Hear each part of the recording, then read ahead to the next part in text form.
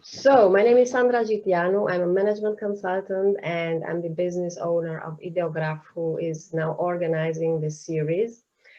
This is the 11th time we meet here, and we have this as a platform to exchange ideas and information about HR, not only for HR people, but also for entrepreneurs and anybody who has to manage a team and work together with people. So, okay, today we're going to talk about team dynamics, and we've invited two very cool speakers. We have Anca Decu here, who is an HR manager for Cora in Romania. And we have Adrian Stanciu, who is the Associate Dean for Maastricht School of Management. He's a passionate teacher and a very successful businessman. But before going into the presentations as such, I would like to thank our partners. We have Maastricht School of Management here, who has partnered with us since the beginning 1 year ago. We also have Romania Insider as the media partner. And a special thank you to our sponsor for this edition, who is Stein Bestasig Insurance Brokers. So Stein Bestasig, I would like to tell you two or 3 minutes about them. They are an insurance broker who helps companies identify the best fitting insurance options that there are out there on the market, and also negotiate better deals with insurance providers for you as companies. And they cover all types of insurance, including employee health benefits insurance, which is a very strong offering for them. What is unique about this offering is that they cover 3 things that you won't find with other insurance providers, like pre-existing conditions, chronic diseases, and any costs that relate to pregnancies. So this product is exclusive with Stein Bestasig, and it has been launched last year. And I would like to invite to share with us for a couple of minutes a very special offer, Mr. Ricky Stein. We have him here. Mr. Ricky Stein is a managing shareholder of Stein Bestasig, and he's the former owner of Auto Italia Group in Romania. You know Auto Italia from brands like Maserati, Jeep, Fiat, Alfa Romeo. So welcome, Ricky. Nice to have you here. Tell us about your surprise, please. Thank you very much, Sandra, for giving me this opportunity. Thank you all for sparing 5 minutes with me. I will keep it very short. I know this is not about insurance. This is about how do we treat our employees better? How do we make them happier, and how do we make them more performant? Yes, so Stein Bestasig, just to add some things to what Sandra just said. I came into insurance brokerage after we sold Auto Italia, and I took a quick look at and a very thorough look at the insurance brokerage business in Romania, and what I found was appalling. The way they were dealing, most brokers were dealing with the clients were like they were some in-between between them and the insurance company, actually somebody to introduce and then cash a commission, while my approach, or our approach in Stein Bestasig, is actually we are on the client side in their fight against the insurance companies. So we like to present ourselves as a partner to companies. We are here for our clients, not for the insurance company. We don't have a favorite insurance company. It changes every month. It is always the insurance company that gives to my clients the best quotations and gives them the best service when things happen. But our real work, the big part of our work, is to stand by your side once you are our clients, so that you don't have to deal with insurance anymore, because let's face it, it's a quite technical business. You need a lot of knowledge so that the insurance cannot trick you into not paying your claims. And this is where we come in. So all our clients, basically, once they sign with us, we tell them, please do not speak directly to the insurance company. If you have a claim, pick up your phone. You have a key account manager for your company that you can call 24 hours a day, 365 days a year. Call, say where the claim is, where the damage is, and we take over and we do the whole thing. Now, I would like to come and speak about my favorite project, which is employee health benefits. As you can tell, I'm not Romanian, and please bear with me for presenting this in English. My Romanian is not good enough for that. I will honestly accept that. I do speak 5 languages, but I don't know why I'm struggling with Romanian. When I came to Romania, the most surprising thing for me was how entrepreneurs would treat their employees. And to some extent, this is still valid today. They seem to fail in understanding that the employees are the most important asset in a company. It doesn't matter what you sell. It doesn't matter who you sell it to. It doesn't matter who you sell it with, right? Who is your team? Because with a very good team, you can be very successful even if you don't have the best product. While if you have the best product, but you don't have the right team, it's going to get you nowhere.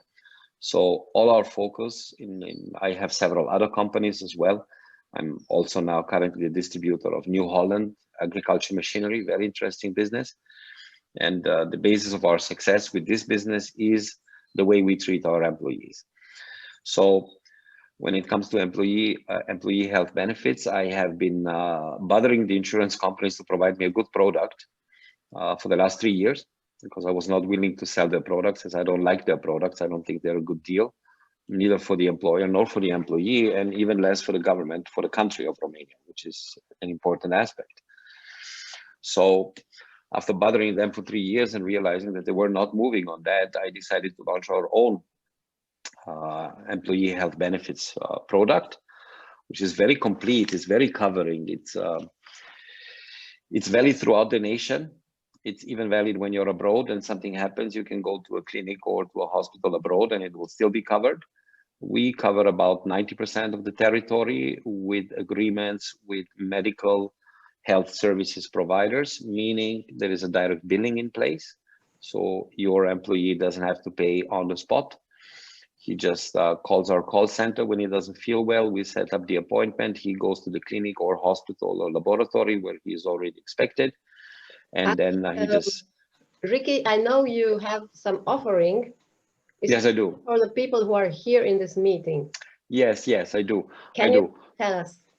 Yeah, well, the offering is simple because I wanted to keep it simple. This is not about human resources as such for the employee health benefits. I know I'm just butting in here.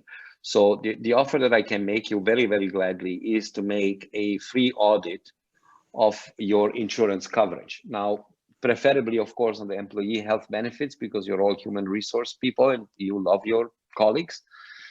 That's your job, I guess, to really like them, but to lead them to a good place and show them that they can do more if they only apply themselves.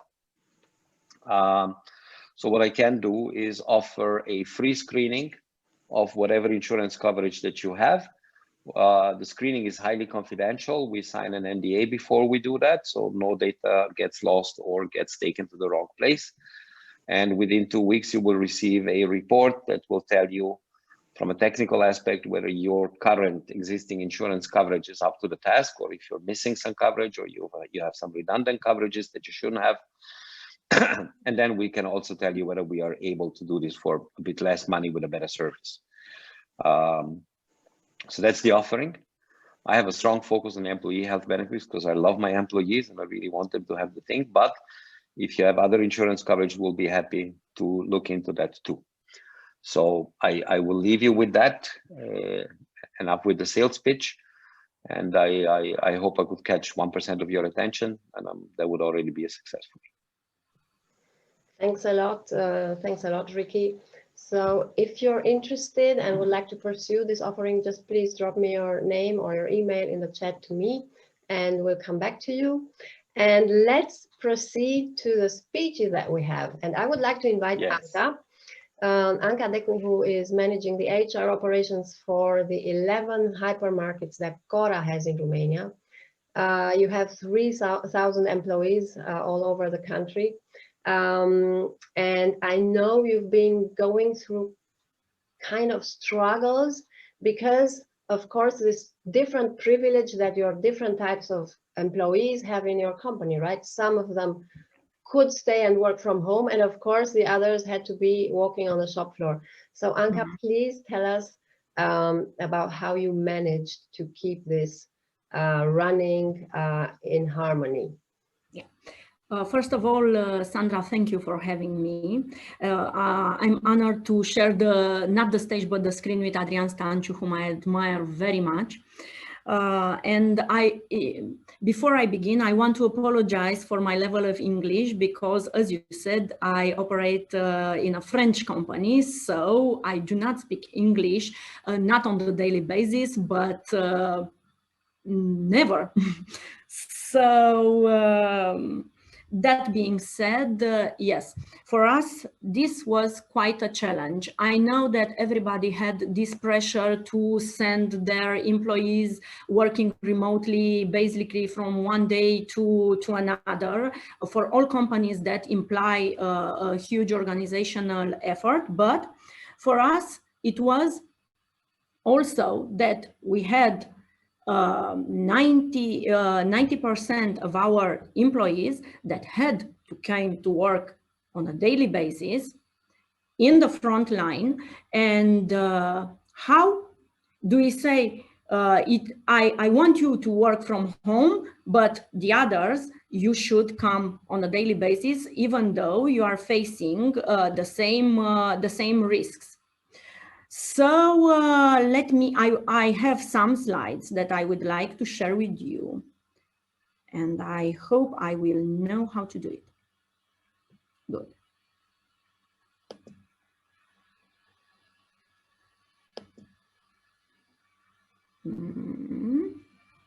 Works fine, we can see them. Works fine, you can see them. Okay, great.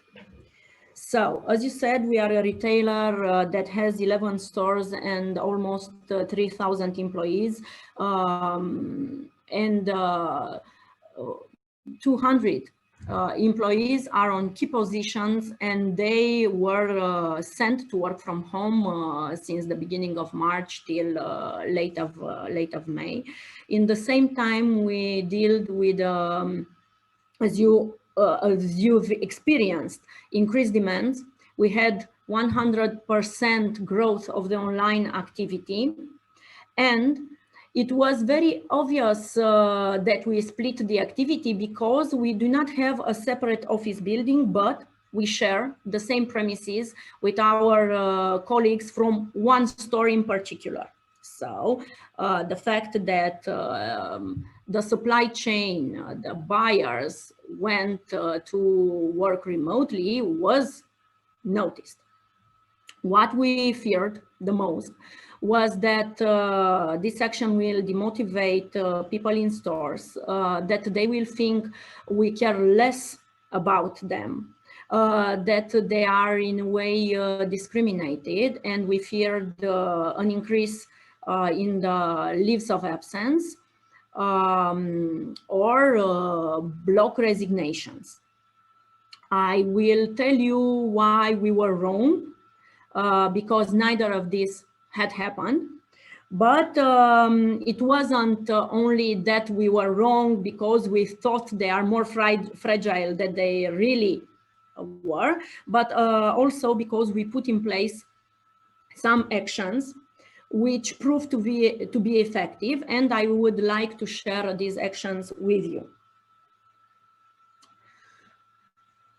We put in place at late February a crisis management cell, and this crisis management cell reunited daily. We brought our challenge, our issue to this crisis management cell, and we came up with several solutions.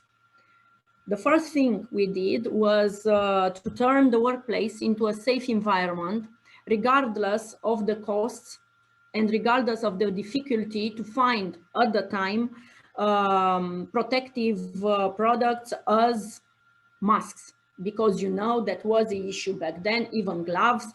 But very, very quickly, we managed to install plexiglass for our cashiers in the offices. In the offices, we bought masks regardless of their price, and we made sure that our employees know that we put in place all these measures. we had a focus on internal communication, and we allocated the same budget and time as we did for our external communication. Of course, we did put in place a bonus for the front line, and communicated really well. There was also a decision to be made regarding the executive management team, because of course the executive management team could have worked remotely with no problem. We decided though to request them to be present daily at the office, and even to go in stores to help the teams prepping up the orders, online orders especially. With the teams that were working remotely, we defined several clear rules in communication with the in-store teams, because the communication took place on a daily basis. Because we have higher demands, so we had to modify orders. All the supply chain was affected, so they communicated daily. So we told them specifically that they cannot say, I cannot answer, I do not know, I can't solve it because I'm not in the store, because I work remotely. So if there was a problem to be solved that couldn't be solved from home, they had to come and solve it on the premises. We put in place all that, and what we think had the most effect were in fact two things: the bonus, which is really important, and the internal communication, because all the measures, of course, we put it in place, but we spoke about them. And what also was very important, and I suggest you do that regardless of the dimensions of your teams. At the point that the crisis began, late February, we knew exactly where we stood with our teams from a loyalty and an engagement point of view, because we conduct employee barometer yearly. And at the beginning of the year, we conduct this barometer. Then we had a plan of actions, and we knew what works, what didn't, what were our strengths, also what were our weaknesses. The safety measures I've told you about, we took them. It was important that they felt safer at work than at home. And our first case, COVID case, because of course we couldn't avoid it, and we had it late April, was not work related, and that also helped. But I told you that the bonus really mattered, and the internal communication also had a very, very good impact. We throw in every weapon we had: newsletters, letters, mailings, videos, prints. We over-communicated, if I may say so, but it was the right thing to do. Also, on a voluntary base, colleagues from marketing, HR, procurement went to stores to help prepping online orders, and they really helped their colleagues, and that help was appreciated. And on our communication, we focused on one thing: retail employees, especially the ones that are working in the stores, have occupations that are often disregarded. To work in a retail store, it's not a pride, because it is seen as a hard work, physical work, not well paid. And the clients often take back on you all their frustrations. But during this period, the same occupations were saw at the same level as hospital workers, law enforcement. It was, and we relied our communication campaign on that. We treated them as heroes. What we did for our clients, having special opening hours for medical personnel and law enforcement, we did it also for our employees. We considered them being in the front line, and we communicated like so. Also, the fact that all the media took up on this, and they said thanks to the people in stores, thanks to, helped a lot. They sensed they have a purpose, and the role is very important, so they took pride in doing it. And I want to show you some examples of what we did in terms of communication.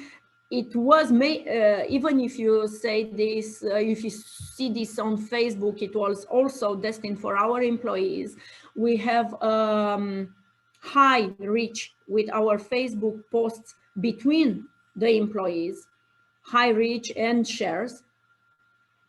So there were letters from our CEO, there were films that were newsletter. We put in place a weekly newsletter that we have also today.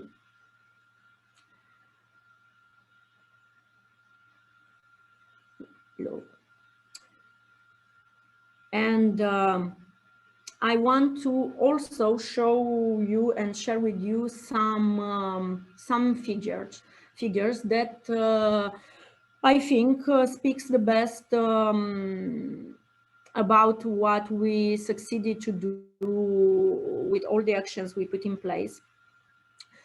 We had a decrease of voluntary leaves by 60% compared to 2019 because they perceived their workplace as a stable one. The pandemics helped us retailers, not only Cora, but retailers, helped retailers a lot because supermarkets, hypermarkets stayed open to be seen as a reliable employer, as a safe workplace to be. So we have a decrease of voluntary leaves. We feared, as I told you, of an increase in the medical leaves, but we were wrong.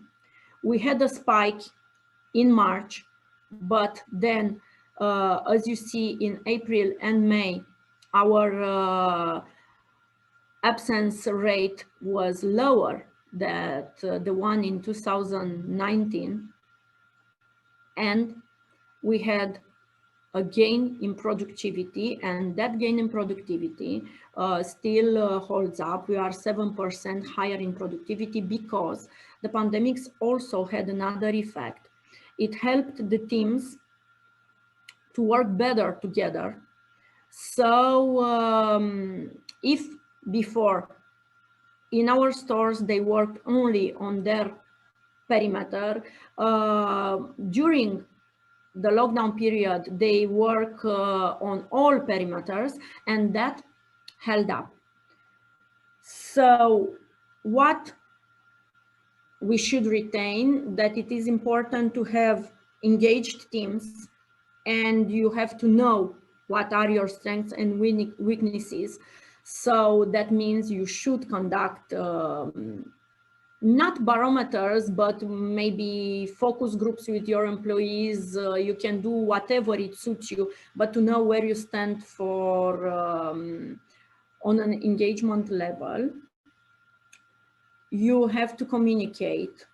Choose the channel that works best for you, but communicate. And also, you have to have a material bonus, recognition, a material recognition. It is also important. I want, in the end, to say that we were wrong because we thought, as management from our offices, that the population in store, it's a fragile population, which they were not. And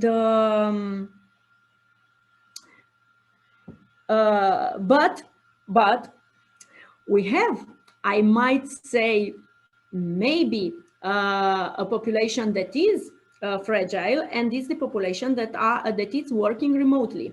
That's why me personally, I look forward for Adrian presentations, because even in my team, I'm dealing with conflicts that were there before the pandemics, but on daily presence, they were not seen, they were latent. And this shift from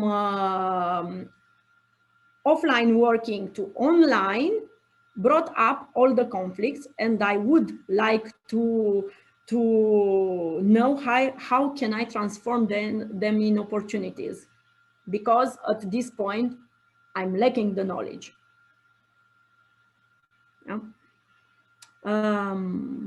Sandra, I believe we'll take the questions at the end. Am I wrong? Exactly. We'll take the questions at the end. Feel free to write them in the chat if they come to mind, okay? We already have one for Anca. So thank you, Anca. Very useful contribution. And I think it's of interest not only for retailers, but for a lot of other companies who have this balance, let's say, between the types of privileges that their groups have. Okay, let me invite now my former teacher, Adrian Stanciu, from the Maastricht School of Management. Adi, the floor is yours. Hello, everybody. Hello to the people that I know and to the people that I don't know. My intervention will be about dealing with conflict and cooperation in teams. And in order to kick it off, I would like to start with a small exercise. Let me show you my screen here. I hope you see that, right? You see this? Yes, we can see it. So I'm asking you to, let's play a little game. And the game goes like this. You are asked to make a choice between two moves, two decisions. They are symbolized here by the letters A and B. So you can choose A or you can choose B. And what will happen is that your choice will generate a result, will generate an outcome. And this outcome will depend not just on your choice, but on the choice of another person in this group whom you do not know. So I will randomly pair you with somebody else in this room, and I will ask you to disclose your choice, and I will ask them to disclose their choice, and then we will see what the outcome is. So the outcome is captured in this matrix here. And imagine that these numbers mean something. Let's say that each one of them means 100 euros. So it goes like this. If you choose A and the other person chooses A, then you lose 100 euros. And the other person also loses 100 euros. So both of you lose 100 euros. Further to the right on the first row, if you choose A and the other person chooses B, you gain 200 euros, the other person loses 200 euros. And then on the second row, if you choose B and the other person chooses A, you lose 200 euros, the other person gains 200 euros. And then finally, if both of you choose B, both of you gain 100 euros. Okay? So I will ask you to look at this for 30 seconds and make a choice and write it down somewhere. Write it down. And then after you made the choice, answer the poll. And I will just launch a poll in 30 seconds asking you to write down which choice you made. Did you choose A or did you choose B?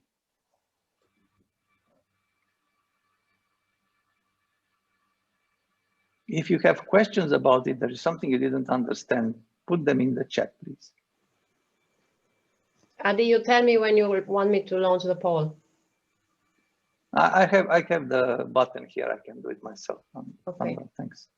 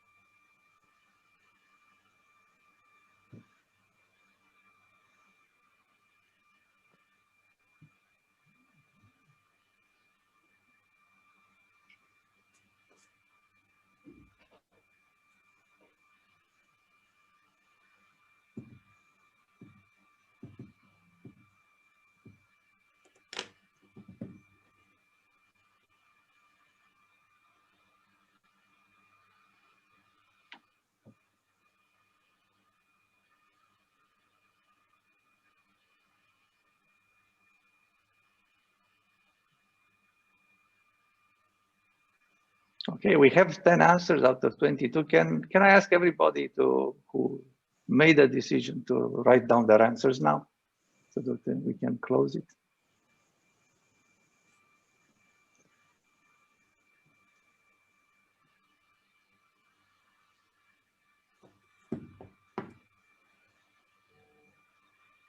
Come on, play with us, guys. Yeah, it's good. It's good. We're good. So where's the poll? Sorry. Hi, Adi. I can't see the poll. Where is the poll? I have no idea. I can see it and I don't know where it is on your screens. So it should be like a window on your screen opening. So we have 13 people who saw it. Yeah, okay. Yeah. So we have quite a few of people answering B and 2 people answering A. I don't have enough time to discuss this because it's an interesting discussion. What made you choose what you chose? Sorry, but I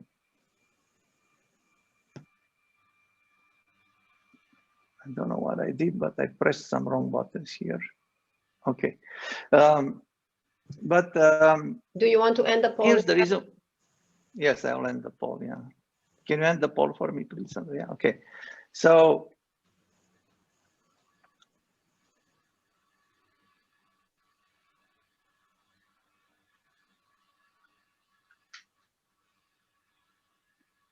Here's why I showed you this very small game.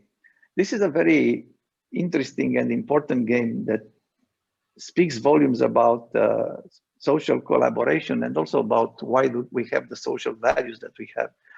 And in essence, it says this. It's a game that explains a lot of things in around you. It explains, for instance, this thing that is called exploitation of the commons. If you are in a situation where you have to use a resource together with others, the best option is that each party uses a little bit and they kind of keep to an agreement on how to exploit the resource. But the party who abuses the resource will get an advantage and the other party will be at a disadvantage. So pretty soon everybody will abuse the resource. This explains, for instance, the arms race. It explains what is called in economy the tragedy of the commons. It also explains very simple things like why are dorm rooms of universities the way they are. It would be best that each person sharing a room cleans their bit, but the person who doesn't clean will go to have a beer with the colleagues and the other has to clean for them. And then nobody cleans and the mess just piles up. And the reason why this happens is that although a lot of the people chose B is a social choice. If you would choose rationally, and if you would choose in order to maximize your result, you should have chosen A. A is the rational choice here. So if we start on the assumption, and it shows that this is an HR community because most of the people chose B. But if you are rational people and you choose like rational people, then the rational choice should be A. It is something in economics that is called the homo economicus, the paradigm under which all economy is based. And this paradigm says that people are choice optimizers, and they optimize choices in the sense of maximizing their own utility. By utility, not necessarily meaning money, but whatever we rationally or psychologically look at utility. We may maximize our safety, we may maximize our status, we may maximize our comfort, but we maximize whatever we think is useful for us. So if you operate in this paradigm, given the simplicity of this game, to maximize your utility, you should have chosen A. Why? Because this is an exercise from game theory. It's actually the simplest exercise in game theory. And it's called the prisoner's dilemma. And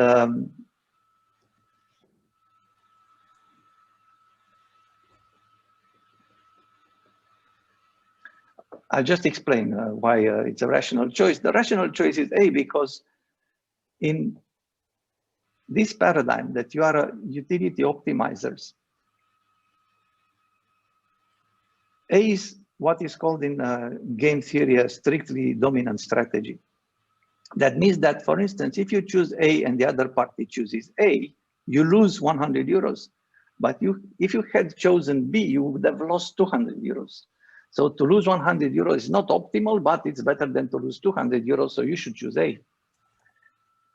If you choose B and the other party, and the other party chooses B, you gain 200 euros. If you have chosen B, you have got 100 euros. So getting 200 euros is better than getting 100 euros. So the rational choice is 2. The problem is that the other party also knows that. So they are compelled to choose A as well. So what you will get is this position. And this position is not optimal, but it's stable. It's something that is called in game theory a Nash equilibrium, following the name of John Nash, who invented this theory. It's a position in which neither player can escape on its own. So if any of the players tries to change the play because they don't like the position they're in, they will be even worse and they will be compelled to come back. So in our case, we had 11 people choosing B and 2 people choosing A. It was a big probability that the people that chose B were paired with a person choosing A. If you had chosen B, most probably in very many cases, your rationale was B is a win-win situation and it will generate long-term wins. So probably everybody in the room would choose B, so I would be better off choosing B. But then you discover that not everybody in the room chooses B and somebody chose A, so actually your assumption is wrong. So you'll have a strong motivation to change. Probably you might resist it, but it's very likely that you would change. So A perpetuates itself. If you do this in 10 rounds, and we do this in 10 rounds in our MBA class, it almost always ends in double A's because A perpetuates itself. It's a situation that is spreading.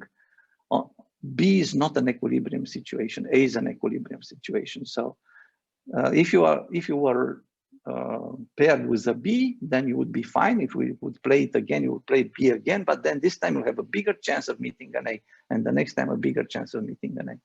If you don't believe me, I'll suggest you try a very simple game in your teams. It's also called the social game sometimes. You go in there, you put a big, let's say, box, like a voting ballot box that is sealed. And you say the game goes like this. At the beginning of the day, we each put 10 lei inside. And at the end of the day, the manager will open the box and I will count how much money is inside, and then I will triple it. I will add 2 times the amount, and then I will equally divide the proceedings to everybody. So what would happen, let's say that it's 10 of us in the team. In the first day, we put each 10 lei in the box. You open it up, you find 10 lei, you put another 20. So divide 30 lei to everybody in the team. And this will go on for a few days until somebody doesn't put it. Maybe they didn't have it, maybe they forgot, maybe they thought it's a stupid game. At the end of the day, you have only 9. So you put another 18, you have 27.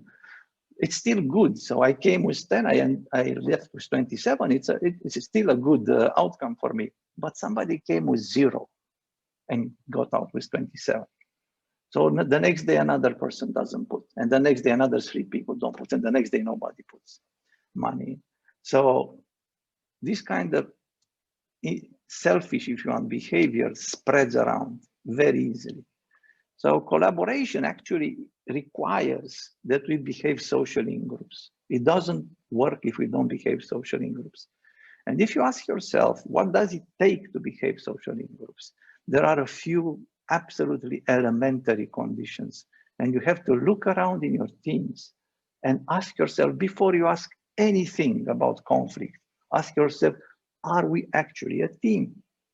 And these are the absolutely fundamental requirements. They are not the only requirements, but they are the fundamental requirements of having a team. The first requirement is that we have a common purpose. And it's not just that, but that the common purpose serves the individual purpose and everybody understands that. Look at this case. The people who chose B, they played, most of them probably, they played thinking of this as a social situation in which I'm not trying to maximize only my result, but I'm trying to maximize the result of the other person as well, because it's good for both of us, and that will make it stable, will make this choice stable. So if you, for instance, in this game value the social result, that means that both parties gain something from this, at least as much as you value your own result, then you can imagine this payoff matrix changing like this.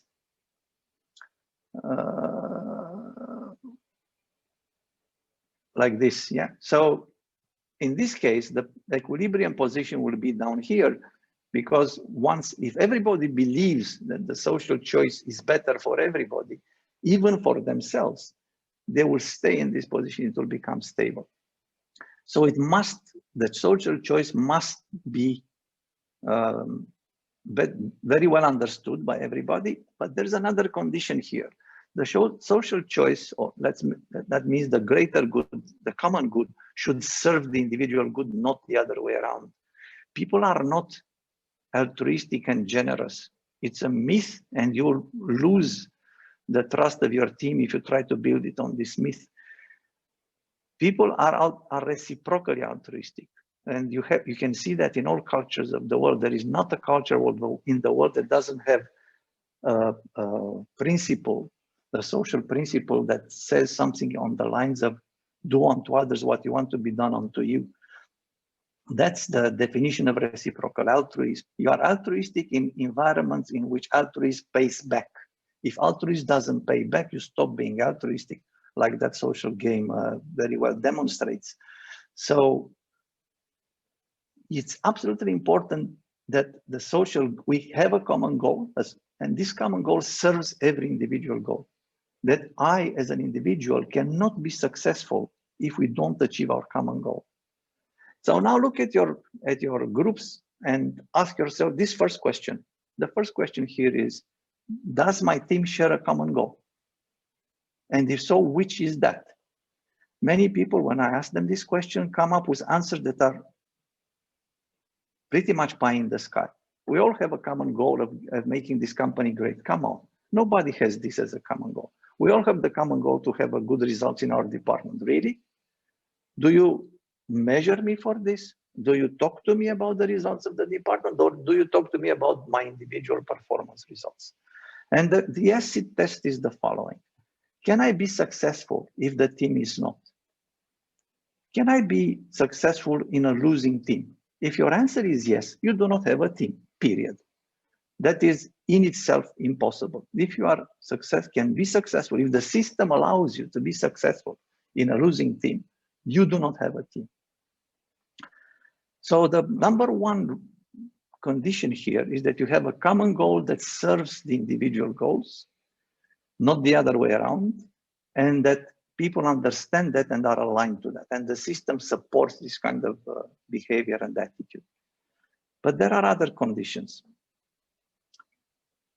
If you play this game in multiple rounds, what happens is that as the game approaches the end, there is an increased tension in the group, because we play it in different rounds and we allow people to stop and negotiate 2 times on this course.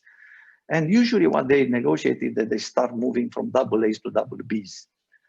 And they keep this commitment for a while, but as they go towards the final rounds, there is this increased tension in the group. What if the other people will change the play? Because if you change the play in the 10, let's say we play 10 rounds, if you change the play in the 10 rounds, in the 10th round, you maximize your result, and there is no way that you are going to lose this advantage further down because it's the last round.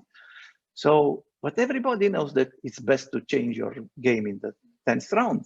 And then you think, what if I change it in the 9th round before everybody else knows or understands? But everybody knows that everybody knows, you see?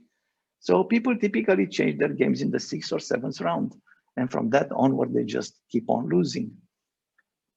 Because this social behavior requires enormously, is fundamentally based on the social value of trust. And we live in a country which has probably one of the lowest levels of social trust in the world. And this is a problem that you need to address. We have built organizations and teams that are based on the assumption that the other people are not trustworthy. We speak about trust in our organizations and we put it on the frontispiece of our values. But if you look at the processes and systems that we build, they are built in the assumption that people are potential crooks or potential slackers or potential idiots. They can make very stupid mistakes. And our purpose is to build an organization that prevents this from happening.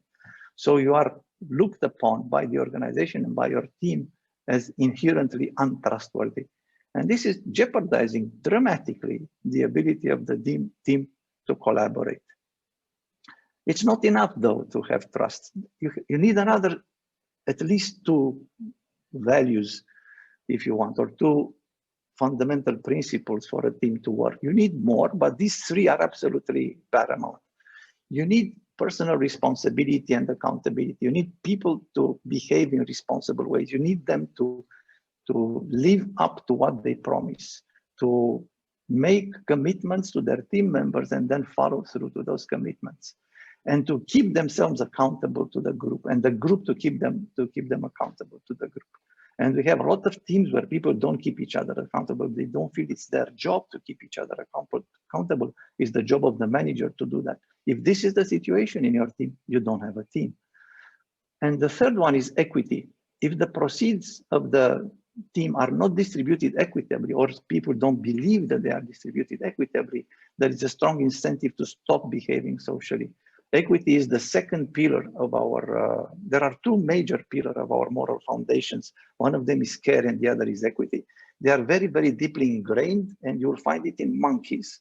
The need for equity is not just a human need.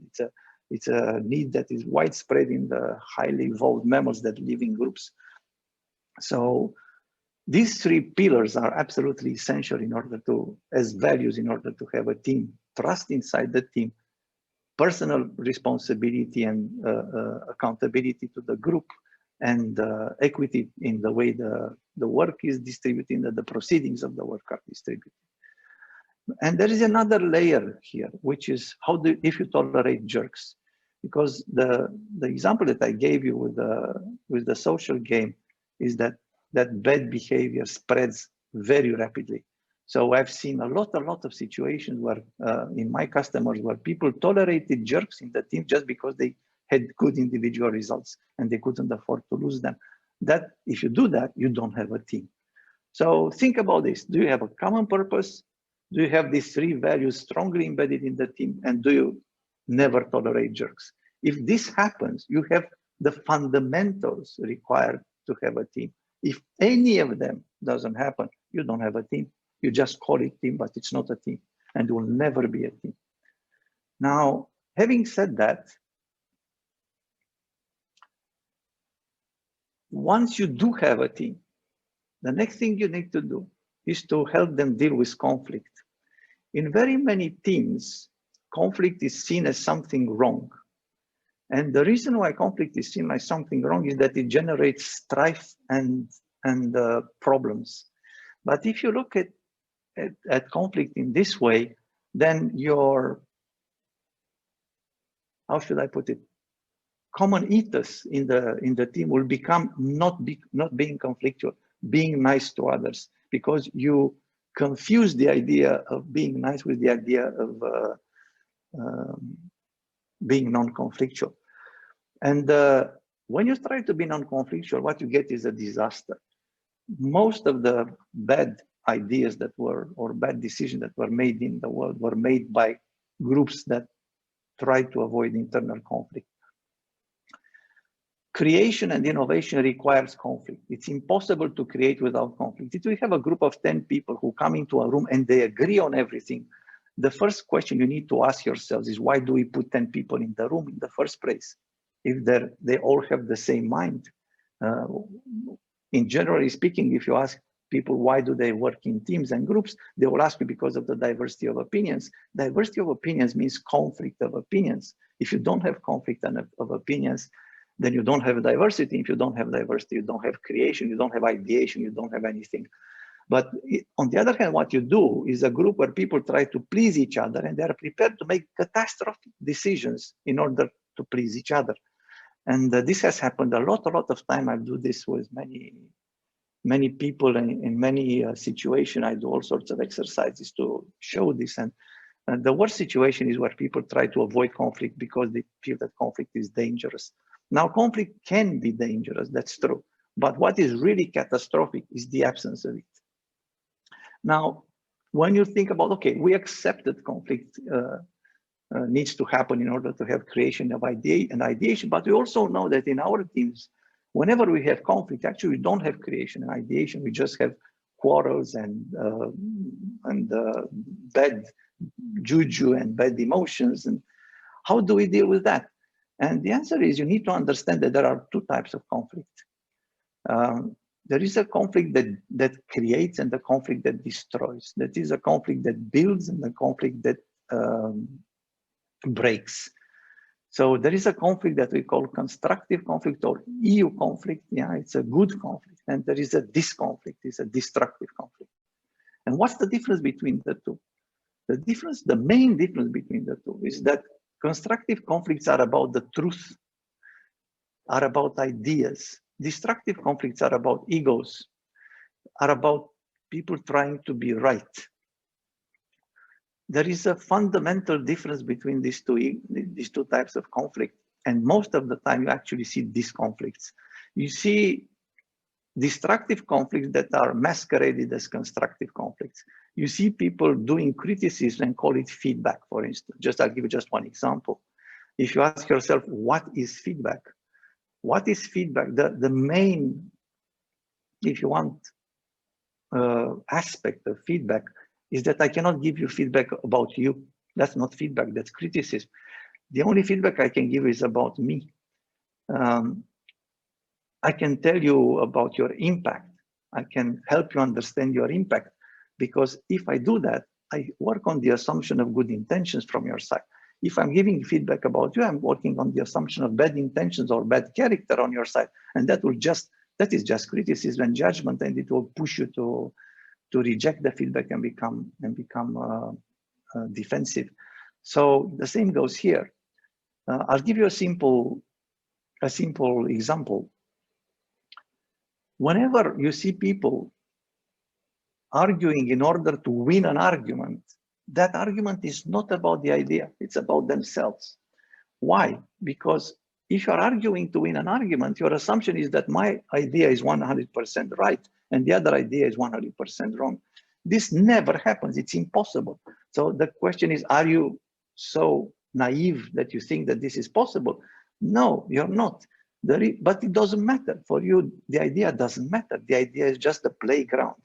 What matters is who wins the argument. So it's about the ego. So if you see people giving the second argument for an idea, it stops being about the idea. It's about themselves. If you give the first argument, that's fine. But if you give the second, it's not about the idea anymore. It's about themselves. Because you want to win. You don't want to find the truth. You want to win. The problem with this kind of approach is even if you win, it's a victory that you shouldn't want for several reasons. One of them is if you win an argument, the other party is not convinced, is defeated. So do you want to work with people that you defeated in an argument? It's a very bad position to start cooperation from. And the second idea is that you spend a lot of time and energy to push your idea across the table, and you left that discussion with nothing. You didn't enrich yourself. You didn't find better solutions for your subject in your mind. You just left the room and the table with the same ideas that you came, and you spend a lot of energy to do that. It's really absolutely illogical if you think from a rational point of view, but it is illogical because what drives you is not rationality. It's this bruised ego that you need to win and prevail upon the other. And we are a country that is obsessed with winning and is obsessed with dominating the others. And you see this situation really, really frequently.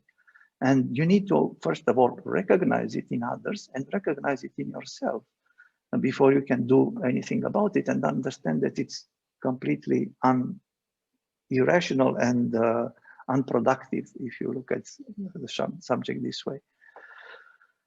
So that makes that in most of these conflicts, the result, the goal is irrelevant.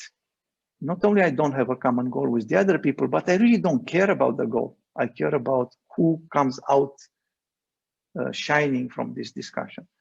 So once you establish this and you make the people in the room understand how this works and why this is so damaging to everybody and how they can use conflict without allowing it to become dysfunctional, to destroy relationships, you probably will need a process. And this is the process that I suggest. It's a process that I initially have built for myself, actually, to be very honest, because I used to be very conflictual, very disconflictual, and I had to work a lot with me to control this. So this is what I recommend that you do with your people in your teams, but only after we did whatever we discussed so far, yeah, not before, after. So the first thing is when you are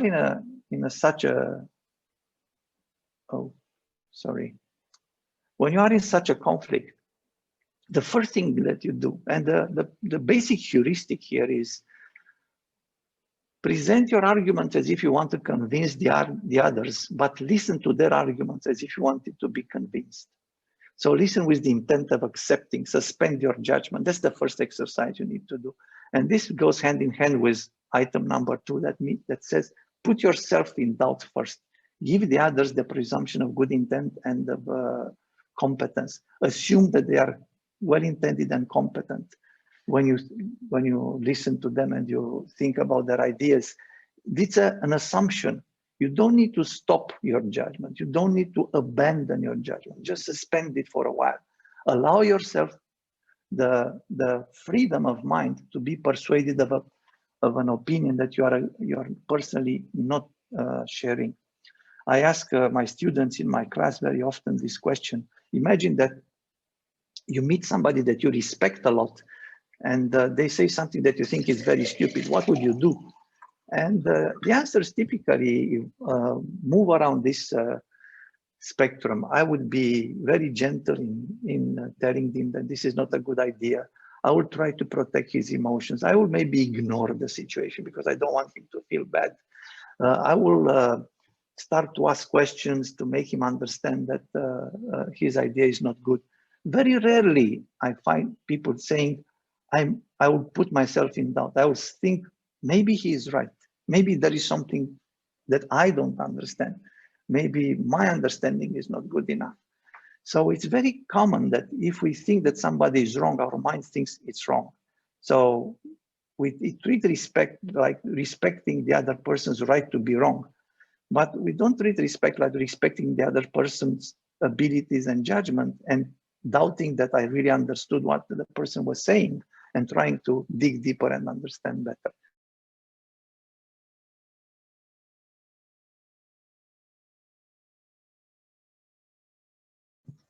Okay, I believe Adi was disconnected. He will probably come back. How does this theory sound to you? Did you ever have contact before with game theory? Just unmute yourself and... I am back. I don't know. Oh, you disappeared from completely. Okay. Yeah, I know. Something happened with the connection. Okay. I don't know if it's mine or somebody else's, but I'll try to reshare the screen. I'll just close in a minute. Where is it? Yeah.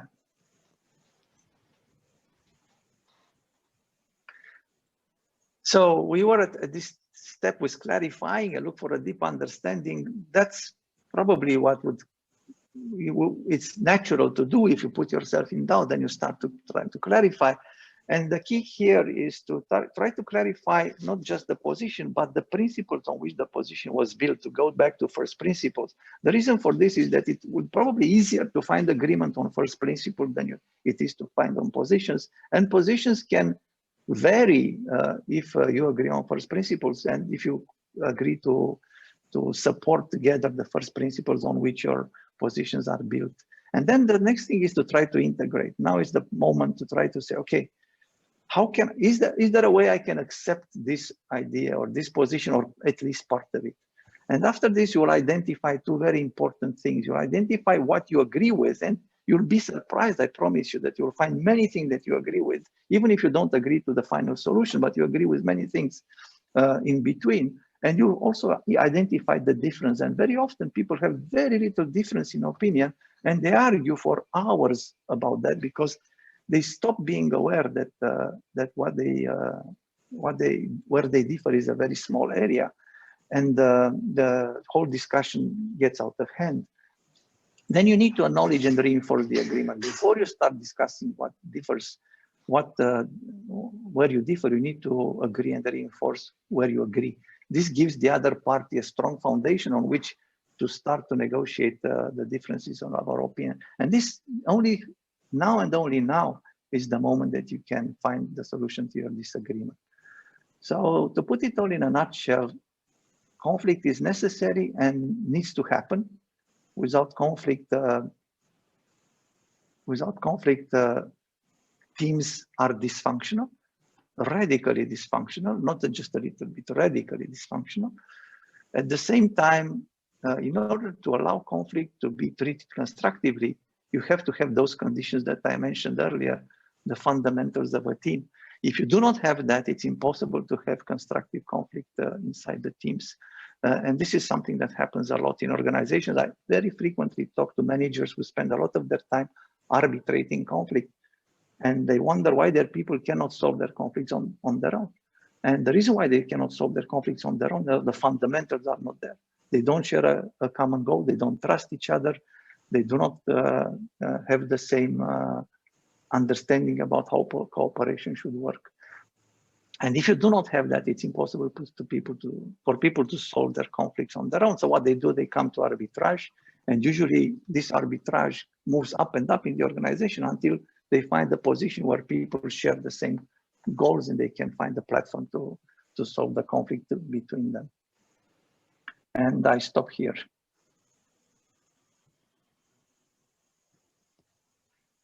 I don't see if there are any questions. Okay, so we have one question, which was... I lost the question because my Zoom was reset. So. No worries. So we have one question already in the chat for Anca. Namely, so we go now to Anca's questions, and then please write in the chat or just unmute yourself and ask, okay, when you have a question. Yes, I see that I have two questions. The first one is, what was your first goal regarding your HR during this period? It is still the same, or it has evolved during the period. The first goal, there were two goals: crisis response and keep them safe. And that were the two goals that were major ones during the first period, the lockdown. And yes, it evolved. Now that we have a better understanding of what the pandemic is and what can you do to control it, now our goal is to keep them motivated, engaged, and connected, and help them navigate through uncertainty, which was the most difficult thing we had to do. So that's for my goals. And the second question, how do we measure productivity? Very simple. We have the total income divided with the working hours for each perimeter. We also look at the same ratio for volumes.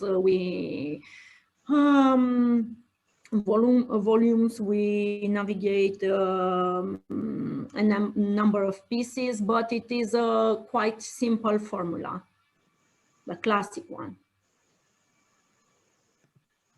Okay, Marius, did that answer your question? Yes, thank you very much. Thank you very much, Anca. Thank you, Marius. Okay. Anybody else who wants to ask? We are 25 because I had this functionality with my platform apparently, and the people who registered yesterday and today just didn't get the link in time, so I'm sorry, but we are in a small group. We are like in an MBA class here, right? So questions about the game theory, maybe? Because if not, I have one. So basically what I understand, Adi, is that it's based really much on how much the two parties trust themselves, right? And if this lack of trust is there, then the sum below the line will be probably -3 or -2. So the question is, how can an HR person or somebody who is not directly involved in leading the persons, or they don't have a manager-employee relationship directly, how can an HR department help the organization so that this trust really comes into being? Well, as you know, and I suppose everybody here knows, people management is not an HR job, it's a management job. So what HR can do is to help managers understand their role and understand how this whole situation works. I see very frequently managers who have very, let's say, unreasonable expectations from the way their people and their teams work, because they don't understand these fundamentals. And usually they are very task oriented, and also usually people management is not a subject that is very high on their agenda, and is not very, let's say, in focus of the organization in general.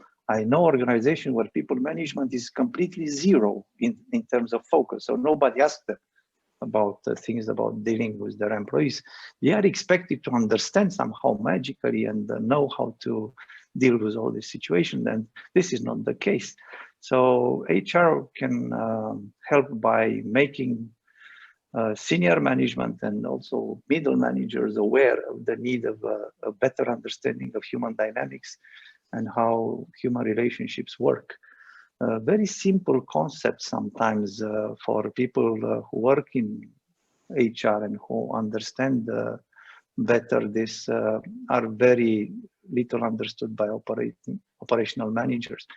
Things like what makes people tick, how motivation works, how payment works, things like that. Very, very, very simple things. You will, in my MBA class, you know that because you had this article in your reading pack when you were in the MBA class. I have an article from 1974, and I've been criticized by many people. Why do I keep an article from 1974 in the 21st century? And the reason is because these are ideas who have been around for 40 years now, 45 years.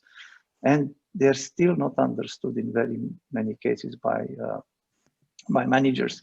So I think there is a bit of evangelism to be made and a bit of education to be made, and the HR community is the one who can really take the lead in that. Okay.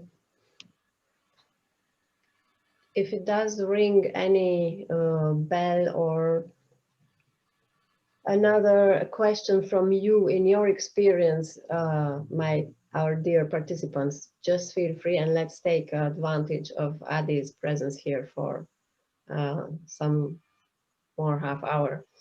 Sandra, I would like to comment something if possible. Okay. Please. Thank you, Adrian, for sharing with us all those information. Just a bit of my background. I'm a management consultant and I work with companies deploying lean management, operations, excellence, similar things. And what we know from this experience is that we deal with these problems with teams and with conflicts. And what we see very often is that it's low clarity on goals. It's low clarity on goals at team level and at individual level.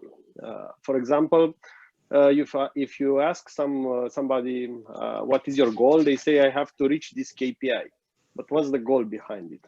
I don't know.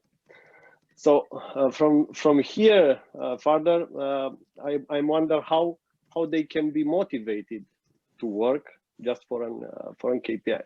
So it's something simple, as you mentioned before. But also what is not known is also the system, the management system, and how that shared equity is functioning. So if I will perform better, what's happening in the organization and how this is reflecting back to me. So these are my findings in my experience, and I'd like to share it with you. Thanks. Thank you, Marius. Adi, you want to comment on that? Yeah, well, we are entering a completely different realm now. We are speaking about organizational structure and systems, but fundamentally he's right. The number one mistake that I see done in this area in management, at least in Romania, but not just, is that managers confuse KPIs with objectives or with goals, and they manage by KPIs, not by goals.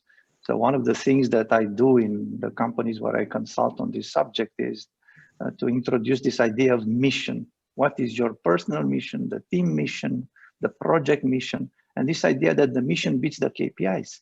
You're not here to hit the KPIs. The KPIs are indicators. They are not the purpose of your activity. And if the purpose requires you to move from those KPIs, move. I mean, the purpose is more important than the KPIs all the time.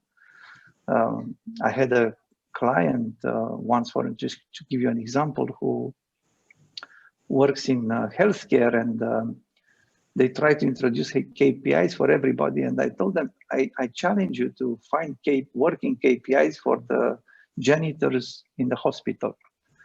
They are the lowest, if you want, level of intervention in the hospital, but they are extremely important. If they don't do a good job, people die. But how do you do KPIs for them? It's impossible. You will find out immediately that it's impossible. And if you give them KPIs, people will die because they will follow those KPIs and not understand what their meaning is, what their purpose is anymore. So not everything can be solved through KPIs, and treating KPIs as objectives usually backfires in any number of ways. So yeah, I fully agree with Marius. Can I intervene? Please, Neve. Sure. Thank you, Sandra, for the invitation. Can you hear me? Yes, we can. Yeah, we do. Maybe you also introduce yourself so people know who is speaking. Sure. Thank you for the invitation, first of all, and to the speakers for the knowledge shared and the insights. I'm Nevenka Doca from Banca Transilvania, head of HR. And just to add on the last topic about KPIs and objectives, we also have that challenge in the bank. And what I'm usually telling my colleagues is people can't fall in love with KPIs and balanced scorecards. We need to find something that people will fall in love with, and then they will do their best to get there. But the KPI is not that. And then now the question, Adi, you were mentioning that regarding the conflicts and the two types of conflicts, that at some point you realized that you were in that situation, in the destructive conflict mode, let's say. What clicked? What was the trigger that made you realize that you are in that situation and you need to change something? Oh, well, replicate that to others. The answer is twofold. When you behave this way, yeah, when you behave this way, the reason why you do behave this way is not because you have bad intentions, but you found a way to deal with your insecurities that is maybe works for you, maybe keeps you in a sort of semi-comfort zone, but is profoundly dysfunctional. And the problem with this kind of dysfunctionalities is that the world is reactive, the world is reflexive. People will give you back what you put in. And if you work in a team or if you work in a group, the group will reflect the kind of behavior that you put in. And actually you start to surround yourself with a very unpleasant world. And gradually this tension builds up and you don't feel comfortable in your skin anymore. So the first if you want, condition is that you have a sort of pain point, that you don't feel comfortable in your skin, and that you would like to change something, but you don't know how. And the second thing is awareness. For me, being uncomfortable with myself is a life story, but understanding why I'm uncomfortable and understanding where these insecurities come from and understanding how to deal with them, this was something that came to me rather late in life, and it's something that I deeply regret. If you ask me what is my biggest regret in life, it's this, that I didn't learn about all this stuff earlier. So to me, it came when I started to have a structured understanding about this, when I went through an evaluation with the lifestyles inventory that some of you may have gone through, and that is an instrument that helps people put these kind of tensions in a structured model that will allow you to understand where the problem is and devise for yourself tools to pull yourself out of there. And it took me a while, but it was very, very rewarding when I finally managed to beat some of these. I didn't manage to beat all of them, but quite a few. So I'm in a much better place now. Okay, thank you. I wonder where it comes from that when people listen when people just start an argument, it's so difficult to start listening with the intent of accepting and finding something valid in the other point of view. How come we are so much on our own, looking only, putting the reflectors only on ourselves? Well, people are naturally self-absorbed, but we also live in a culture that has educated us like that. At least in my generation, I see it less in the generation of my younger children, but in my generation, it was very common. It was very common that your parents will compare you constantly with others, that the school will compare you constantly with others. And it was very common that your parents would tell you that you're never good enough. Whatever you did, it was never good enough. And it was very common that your parents would motivate their decisions by what the other people think. My mother would tell me very, very frequently, what would the neighbors think when they see you dressed like this? And I would say, what do I care, you know? And I was rebellious as a teenager, but somehow this poison, and they had all the good intentions. I have no quarrel with my parents anymore, but with all their good intentions, they dropped this poison in my mind day by day, ever since I was a little boy, and it just adds up. And this happened to very many people. So it's something that is very common in our culture, and you will see it very frequently, this kind of aggression, people that need to prove themselves by dominating others. And for them, the tasks are just a playground. When I have a problem to solve or a decision to make with teammates, my purpose is not to come up with the best decision. My purpose is for others to accept my decisions or my ideas, because I am my ideas. And if they don't accept my ideas, that means they don't accept me, they reject me. That means that makes me a bad person. So I'm fighting for my ego, and I don't understand. If you ask them, are you fighting for your ego? Nobody will say yes. The problem is not that destructive conflicts are followed through bad intention. That would be very easy. If you had ill-intentioned people, just get rid of them. This is not something that you will ever solve. But the problem is that we have good people, well-intentioned, that fall in this trap and they don't understand. And it's important that we start to educate ourselves, to understand it in us first, and then in others. To extend a little bit the answer to your first question, Sandra, about trust.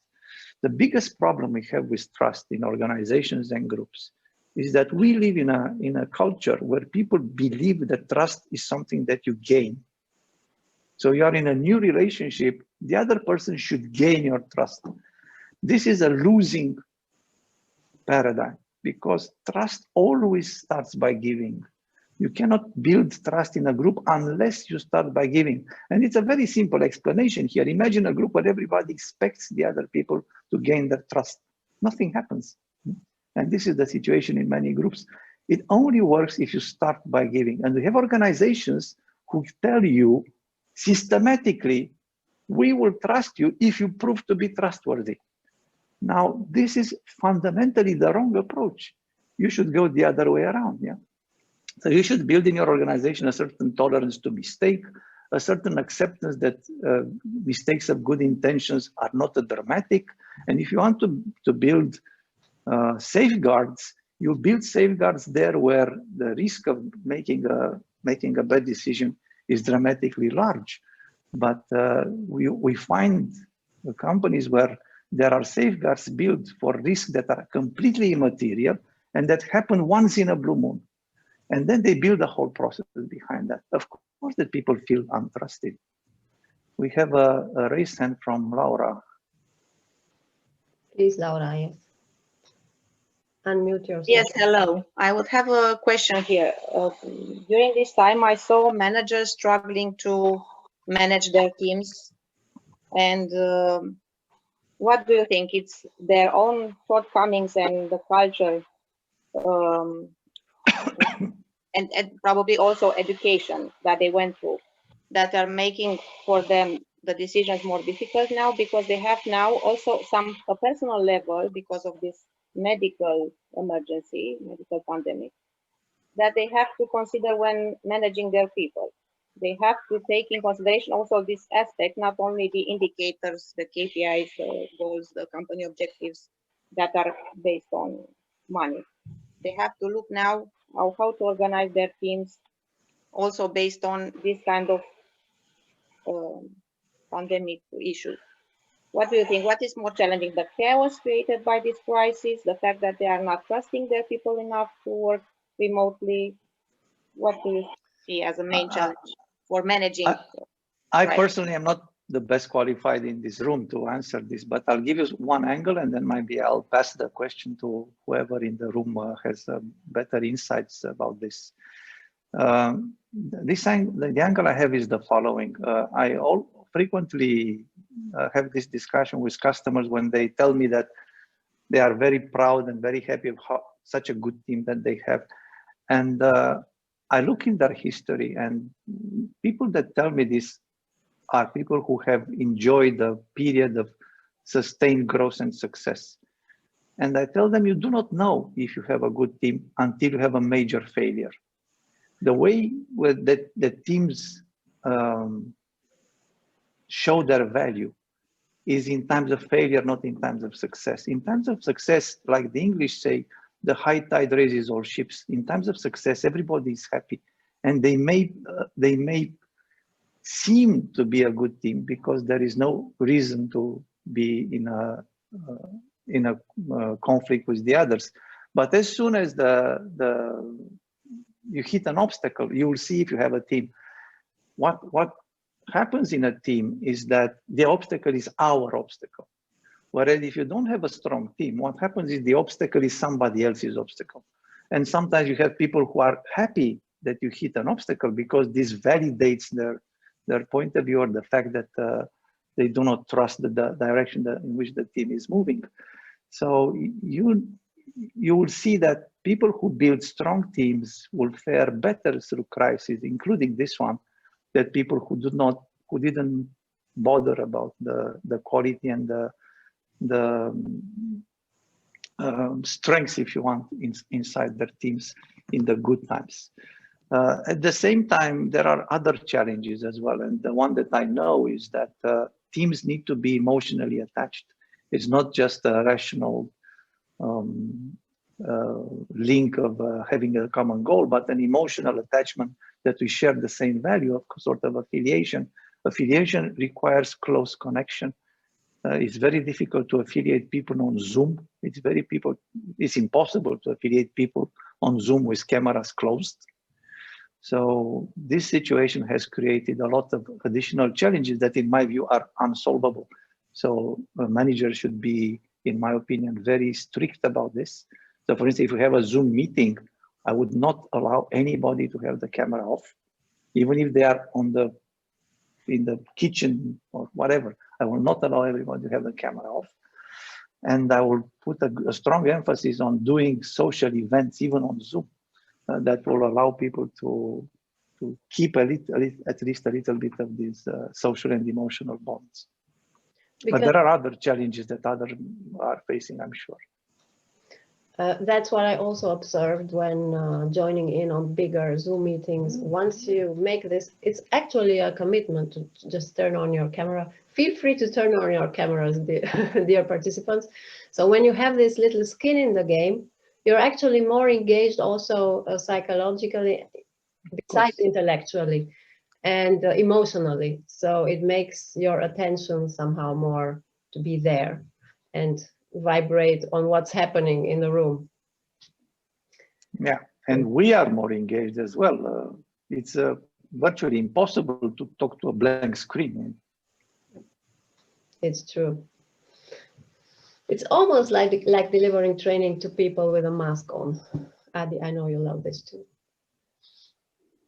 Which one? Sorry, I didn't get that. I was reading the chat. Being in the room with people wearing the mask. Oh yeah, I hate that, but it's better than Zoom. It's still better than Zoom. But it's a problem. I don't understand who's talking. It's who said that? Exactly. I also have a question. Please. Can Thank you. I'm Corina Gheață. I work as an HR innovation consultant, and I connected a lot with what you presented before with Prisoner's Dilemma. And I connected it with one of the projects I do very often in companies when I help them transit from the normal performance management system to objectives and key results, which brings this meaning behind the KPIs in front. But what I observe now talking about Prisoner's Dilemma is that many times top management, which starts such a process of change, of mindset change towards the purpose, they want everybody else to act in a constructive way, but they fail to model the same behavior in times of conflicts or in times of crisis when they come back to KPIs or they come back to numbers and to control. So knowing that you, Adrian, have a lot of experience with working with boards and with starting the change from the top, I was curious to know which would be the key triggers or the key leverages to really help a consultant like me to not to push the change only from bottom up, but also from top down, and to make them realize what they need to change their own mindset to adopt this constructive style. I believe this is a valid question also for the HR people who are working inside the companies. Yes. I must say that I had, I never counted, but probably something around 100 projects of organizational development since I started this work as a consultant 20 years ago, and probably more. And I only remember of 2 cases where my mission was not phrased like this. And we have a problem. These people need to change. So it's always the others that need to change. And this is why people bring consultants in, because the others need to change. Sometimes it's a valid point, because you might have the situation of a CEO, for instance, that comes in a new organization and finds something that he would like to change there, and he doesn't really understand how to do it and needs a little bit of help. But very often, I work a lot with entrepreneurs, and very often it's actually the leader of the organization, sometimes the founder of the organization, who thinks that the other people need to change. And I keep on telling them a very, very simple truth that is very ignored in organization, that whenever you see people behaving systematically in a way, there is a system that determines their behavior. It's not by chance. It's impossible to randomly have in your organization people that behave all in the same way. If they behave all in the same way, there is a system that determines that behavior. And if you want to change that behavior, you have to change the system. And if you ask yourself who made the system, and the answer is you, then you have to change first. Because as Einstein once very brilliantly put it, you cannot change a system with the same mindset that you created it. You have to change yourself first. So this discussion has to reach the top management team. If it doesn't, it's useless. And I personally do not go into projects where I cannot sell this to the top team. If I cannot sell it to the top team, I pull out, because I know that it will not be successful. It doesn't work. If the top team not only models the behavior, but it's not about modeling behavior. And this is the problem here, by the way. It's about changing beliefs, because you'll not be able to behave in a way that you don't believe. You might think that you behave, but you will not be able to behave. It's about understanding and changing your beliefs. And after you change your beliefs, only then you start to change your behaviors, because behaviors are an outcome of our belief system. They are not the input of our belief system. So this is another thing that I tell my clients all the time. There is an observable behavior that shows you that a dog is happy. It wags the tail. You cannot make dog happy by wagging their tail. It doesn't work the other way around. Yeah. So you have to make people want to change, and then you have to make them understand what to change, and only then they can start building up new habits and try to model different behavior. And they need to understand that the change starts with them. I do that in all the projects. what I get sometimes from people, I'm teaching now something called mental fitness, and I'm going to various decision makers in companies, and they say, okay, sounds very interesting, everything that you're telling me, but you can't teach an old dog new tricks, coming back to your dog metaphor right before. So people have this belief that once they've done it for such a long time and it works somehow or the other, and they're quite satisfied with the results, they serve you this. You can't teach old dogs a new trick. So what would you answer to this kind of? Forget about organizational change. You have what you have. Mm-hmm. Live with it. Yeah. If you don't have attention and you don't want to change anything, fine. Who am I to tell you you should change? But I'm here to tell you that if you want to change the organization, you have to start with you. That's not debatable. It will never change if you don't change yourself. Yes. I'd take advantage of you here and ask one more question. So you told us that if people don't believe that the work they do and the outcomes of this work are distributed equitably, they will not have this basis for trust and for getting involved, also emotionally, as you said. So how could we as HR professionals make sure that this becomes systematic in a company, and that equity, just happens in our companies? Not just happens, but happens. That's a very big question. That's a very big question. There is a good case. There is a good case for radical transparency in organizations, because transparency brings problems to the surface and allows you to deal with them. There is also a good case for not doing radical transparency in organizations, because people typically think that they are better than they are.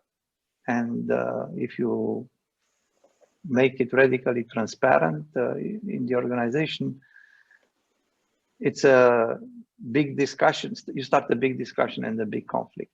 And until the dust settles, you might create disturbance that is really damaging for the organization. I personally am in favor of radical transparency. It's tough, it's difficult to do, it's difficult to implement, but after you get over this hurdle, you'll find out that life is much better on the other side. Marius Stefan from Autonom has a very funny story about this. He practices radical transparency in his company. Everybody knows what everybody else is paid, for instance. And this happened by mistake. Somebody in the financial department, by mistake, attached the salary file, the salary print file, to an email instead of attaching something about a meeting or something. So and send it to all the company. And by the time they realized and tried to pull the message back, the genie was out of the bottle, so it was impossible to put it back. And they realized that now that it's done, it's a good idea. They wouldn't have done it by themselves, but because it happened, they realized it's a good idea. It generated less problems than they thought, but that increased a lot the trust in the organization. Of course, it also highlighted problems, but then if they are highlighted, you can do something about them.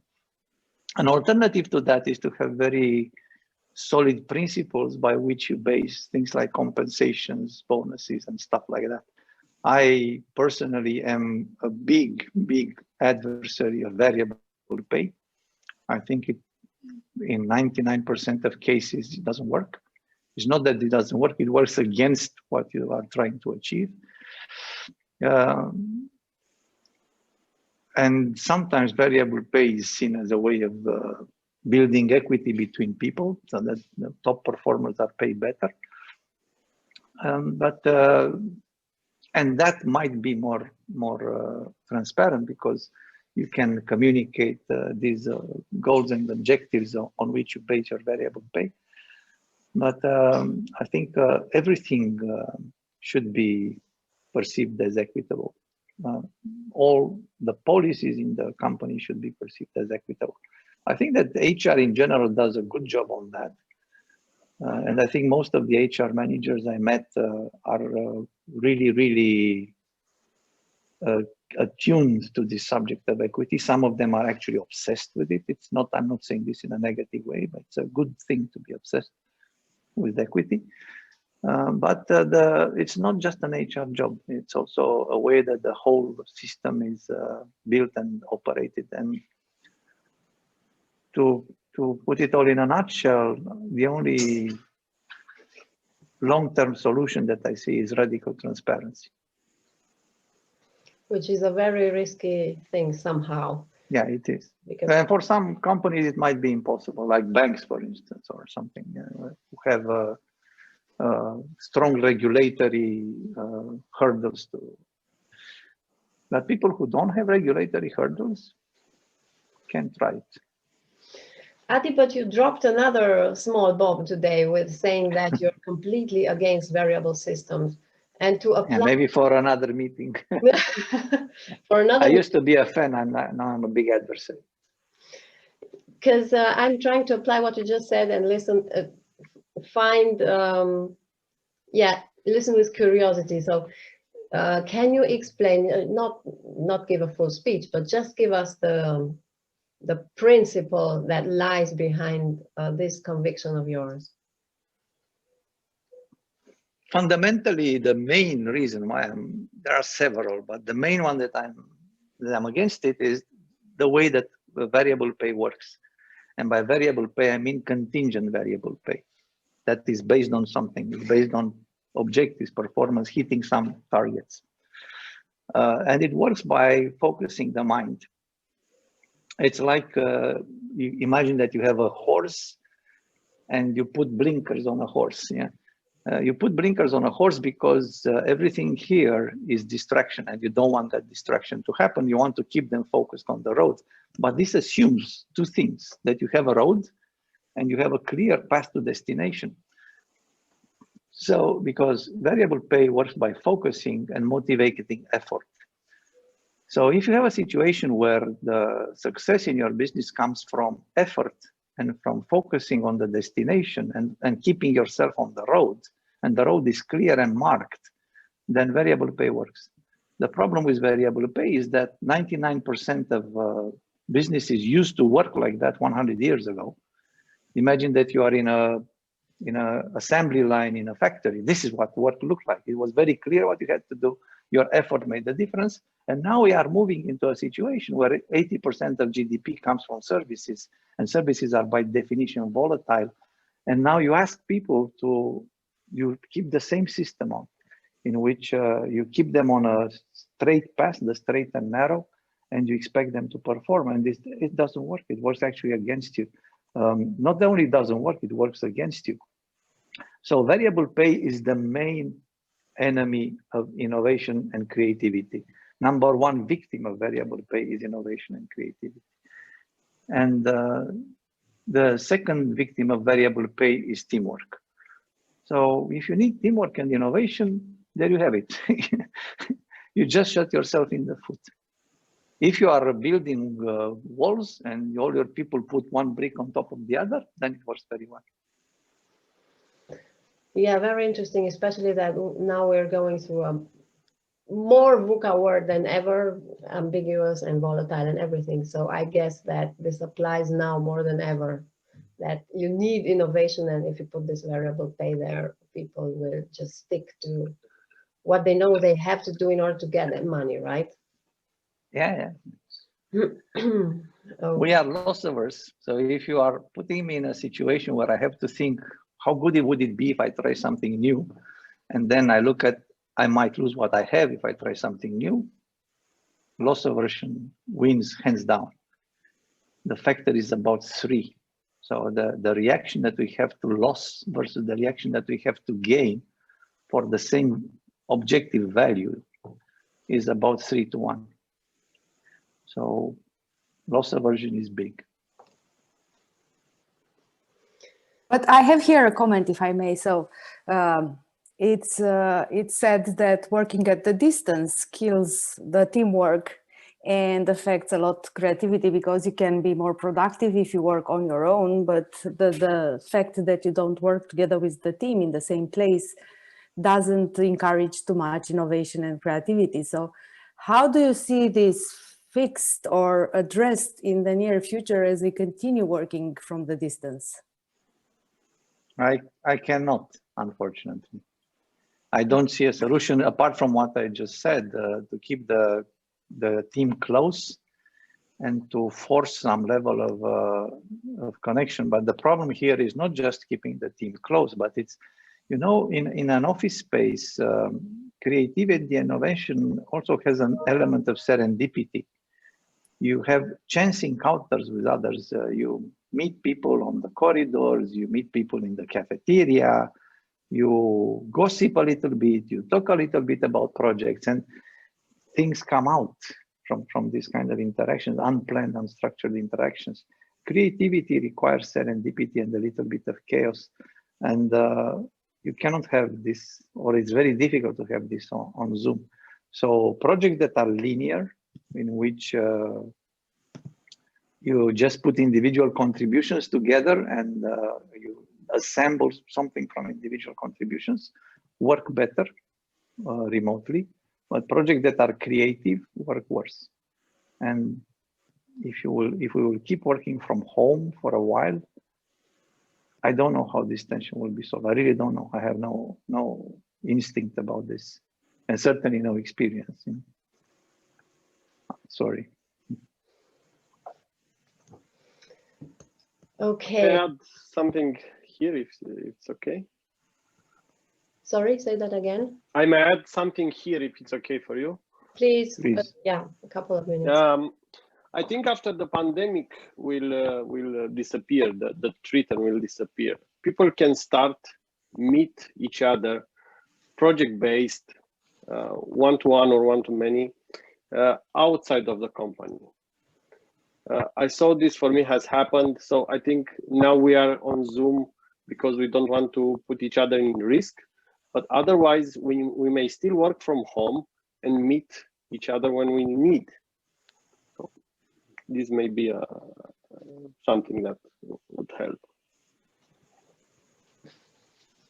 Yes, there's this tension between your interest and your experiencing the meetings, and then the worry for or the concern for safety, where we never really know how much meeting or not meeting impact, or but let's not go there.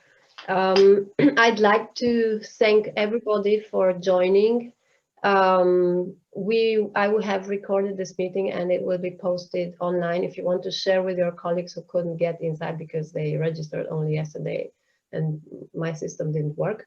And yes, Anca, thanks a lot for making time.